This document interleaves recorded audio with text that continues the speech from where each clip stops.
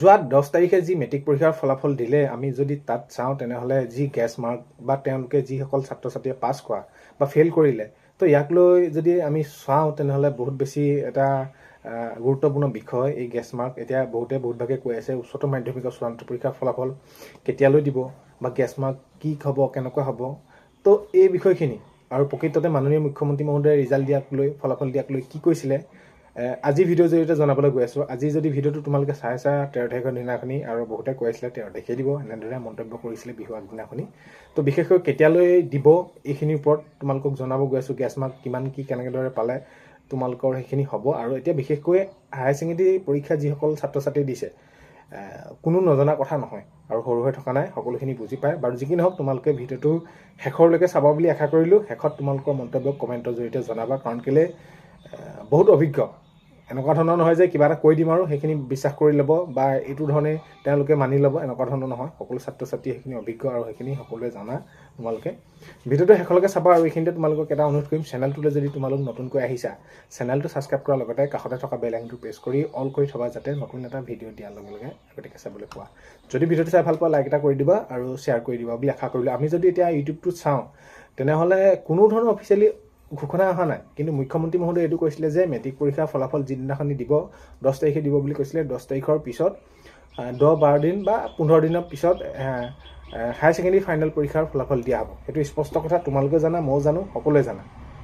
তো তাৰপিছত তেনেদৰে কোৱা হৈছিল, তাৰ পিছতো কৈ আছে যে আজি দিব কালি দিব এনেকুৱা ধৰণৰ। তো এইখিনিতে স্পষ্টকৈ কওঁ, তোমালোকৰ এই যি ফলাফল সেই 10 দিনৰ পিছত দিয়া হ'ব বুলি কৈছিলে। তেনেহ'লে সেইটো হিচাপত যদি চাওঁ 10 তাৰিখৰ পিছত তেনেহ'লে 20 বা 25 বা 22 এনেকুৱা ধৰণৰ হিচাপত তোমালোকক দিব। আৰু এতিয়া এইকেইদিনত নিদিয়ে, সেইটো স্পষ্টকৈ তোমালোকে জানা। আৰু সেইটো মই সোঁৱৰাই থ'লোঁ যে একেটাকে কথা কৈছা নেকি বুলি, সেইটো তোমালোকে মনত ৰাখিব পাৰিবা। কিন্তু কথাটো হ'ল কি, সেইটো তোমালোকে সকলোৱে জানা। এতিয়া কথাটো হ'ল কি, গেছ মাৰ্কৰ ক্ষেত্ৰত এতিয়া আমি যদি চাওঁ তেনেহ'লে মেট্ৰিক পৰীক্ষাত যিসকল ছাত্ৰ ছাত্ৰীয়ে দিছিলে নম্বৰ বহুত বেছি পাইছে। কোনোবা এখনত অসমীয়াত তেওঁ কম পালে, ইংৰাজীত কম পালে কোনোবা, কিন্তু তেওঁ সেইটো গেছ মাৰ্ক পাব পৰাকৈ নম্বৰটো তেওঁ নাপালে। তো তেনেকুৱাৰ বাবে বহুতখিনি ছাত্ৰ ছাত্ৰী ফেইল কৰিছে। এতিয়া হায়াৰ ছেকেণ্ডেৰীটো এনেকুৱা ধৰণৰ হ'ব নেকি? হায়াৰ ছেকেণ্ডেৰীটো কিছুমান নিয়ম থাকে, সেয়া গেছ মাৰ্কক লৈ সলনি হৈ থাকে মাজে মাজে।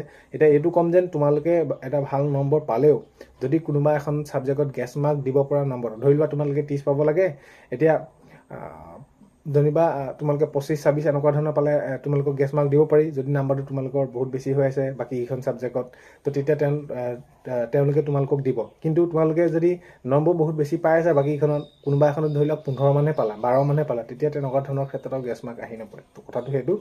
তো গেছ মাৰ্ক পাবলৈ হ'লে সেইখিনি সকলোখিনি দিশৰ পৰা তোমালোকৰ মিলিব লাগিব। আৰু কথা নাই যে ইংৰাজীত দিব নিদিব, অসমীয়াত দিব নিদিব, এইখিনি তোমালোকে সেইখিনি পাবাই। কথাটো এইটো যে মই গেছ মাৰ্ক পাম এইটো মনত ভাবি নথবা। ভাল হ'ব, পৰীক্ষা তোমালোকৰ ভাল হৈছে, নিশ্চয় ভাল হ'বই, আৰু সেইখিনি ভাল হ'বই লাগিব। আৰু ধৰি লোৱা তোমালোকে ভবামতে কোনোবা এটা ছাবজেক্টত কমো পালা, এইখিনি তোমালোকে বহুত বেছি চিন্তা কৰাৰ প্ৰয়োজন নাই। বাকী আগন্তুক যিখিনি ষ্টেপ ল'বলৈ তোমালোকে আগবাঢ়িছা বা যিখিনি কাম কৰিম বুলি ভাবিছা, যিটো বিভাগত পঢ়িম বুলি ভাবিছা, সেইখিনি বিষয়ে বহুত বেছি গুৰুত্ব সহকাৰে লোৱা। আগন্তুক সময়ত সেইখিনি কাম কৰি যোৱা। বাকী ৰিজাল্টৰ ক্ষেত্ৰত সেয়া মেট্ৰিকক 10 তাৰিখে দিয়া হ'ব বুলি কৈছিলে মুখ্যমন্ত্ৰী মহোদয়ে, সেই 10 তাৰিখে দিলে। তোমালোকে গম পালে আপডেটটো কেনেদৰে ওলালে, অফিচিয়েল নটিচ কেতিয়া কেনেদৰে ঘোষণা কৰিলে ৰিজাল্ট দিয়া আগমুহূৰ্তত।